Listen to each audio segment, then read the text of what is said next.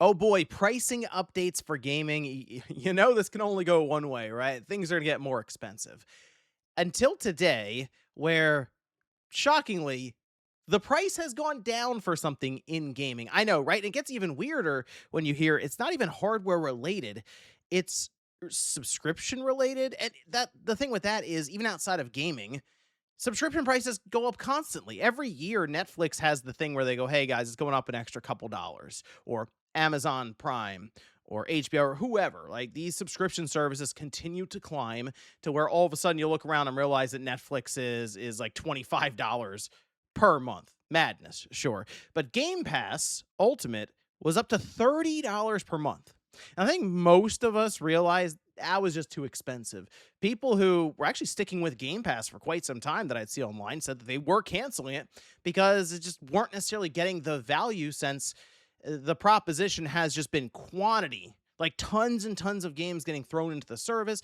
And people, of course, realize, oh, I only have so much time to play games. So when we see Asha Sharma say things like "hear you," when she makes moves like these and pretty quickly, you start to believe her with some of that. But let's take a look at what happened here today. So if you guys enjoyed the video, hit the like button, subscribe if you're new. Now, this is over on Xbox Wire. Ash Sharma also put out a post on her account just pointing to this and kind of explaining this as well. But I want to take a look at the official press release they put out on their website here. They say, starting today, Game Pass Ultimate drops from $29.99 to $22.99. PC Game Pass will also drop from $16.49 to $13.99 a month. Okay, so they're taking $7 off of the price here for Game Pass Ultimate. And okay, so now it's down to $275 per year. That still amounts to four $70 games per year.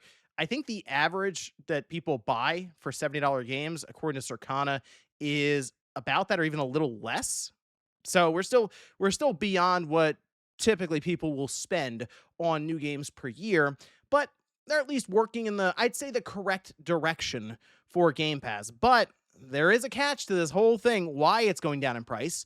They say beginning this year, future Call of Duty titles won't join Game Pass Ultimate or PC Game Pass at launch. New Call of Duty games will be added to Game Pass Ultimate and PC Game Pass during the following holiday season, about a year later, while existing Call of Duty titles already in the library will continue to be available. Okay, so think about it this way. Okay, the price for Game Pass Ultimate drops $7 per month. All right. So you do the math and you realize that is $84 a year. So if you're somebody who has been subscribed to Game Pass and likes that the idea of Call of Duty going in day one to the service, uh, you technically don't really lose much in terms of the value then, since you can take the $84 of savings here and then just buy Call of Duty each year while still remaining subscribed to Game Pass. And I feel like that's kind of the math that they did. And I believe they probably have some metrics that show people who tend to buy into Call of Duty each year may even opt for the some kind of premium or extra special edition or something, because they're already there at the register and realize, okay, yeah, $10 more, I get these extra things, or $20 more or whatever. So they probably want to put people in the buying mood for Call of Duty because it's massive for them on Xbox even. And I know Xbox has gone through a whole thing of, have they conditioned their user base to just not buy games because of Game Pass?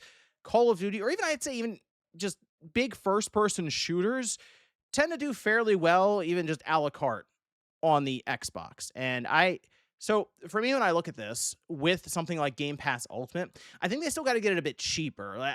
I do feel like getting it to $20 or less per month is at least in the manageable range. All right. I think the cheaper they can get Game Pass, yes, the more likely they are to get people on board for the service, because it does start to become more and more of that impulse buy territory. The idea of almost forgetting you have a subscription service that you have attached to your card because it's $8 per month or something. Again, that's how Netflix used to be, and now it's much more of an event when they charge your card and remove $25 to $30, right, in a month. I don't know if they're going to be able to get down to that amount with what they have right now going into Game Pass, which are all the day one games minus Call of Duty. But I think at least 19.99 would be a good starting point for them. So they're close. They're off by $3 right now, and I would say removing something like the Fortnite pass or I don't really care that much about it. So for me, it's like, yes, remove that and lower the price a bit more. I'm sure they have some kind of contract or deal with Epic that is keeping that in place for the foreseeable future. But whatever they can do, even if it comes down to, hey, you will get less games each month, but you'll get higher quality ones. Great. Again, the quantity aspect to it, while they're trying to cast this wide net, is just not necessarily going to work out when the price gets to a certain point, because it's just you're going to spend a lot of money for playing a couple of games at most each month. Now, I will say there's going to be some concern because, hey, wow, they are doing the thing where they're not putting a day one release into the service from Xbox, like one of their own studios, their own franchises. What does that mean for other games that maybe they want to sell day one? So I'm thinking about large games like Forza Horizon. Well, Horizon 6 is going to Game Pass. I mean, it's out next month. Like they're already kind of there at this time. But maybe the next Forza Horizon, they think a little bit more about that. And that's a game that sells an incredible amount of copies. And if they are, of course, redefining not only Xbox as a brand, but Game Pass, yeah, they might start to think about, okay, we'll have certain tiers and levels or different ways that we view these games. That will then get confusing, okay? Call of Duty, I think people who buy a couple of games a year and one of them are Call of Duty, I don't think they have a problem buying Call of Duty instead of subscribing to Game Pass. So once again, this is probably not a huge deal to many of them because they were probably already thinking, I will just buy Call of Duty rather than go into Game Pass. But they're still pretty far off. So PlayStation Plus Premium, that's $160 per year. They are still Xbox, Microsoft with Game Pass Ultimate, still $115 more expensive. Now, they do have the day one games, but I don't necessarily know if that's as necessary if the price gets low enough to where it can be more of a complimentary service, especially if they do bring people on board more and more through even entry level tiers for Game Pass. So maybe they have one that's just free and it has some cloud streaming stuff attached to it with ads. They have cloud saves, that's just part of it. And any online play for even paid games, all of that is free. That would start to bring people on board. And then every day they sign in, they do see maybe an allotment of games that's kind of recommended to them, and just reminding them, hey, there is this Game Pass tier that you can upgrade to if you want. The first step for them now, because they're going back to square one, user acquisition. That's what Asha Sharma is apparently good at with her track record. I've seen people recommend the idea of just a first party only Xbox tier. And the reason for that is it's something they can control much more. Third parties, who knows, that licensing can also become an issue, but third parties may demand more money, right, to go into the service. And that will then in turn make it more expensive for the people subscribing. So if they can control and maybe have a certain number of games that are just always there in a tier that's just Xbox games, that can work. It's just, now more than ever, it's pretty obvious that anything is on the table. But I do like to see news where we go, okay, here comes the price adjustment, and it's actually going down.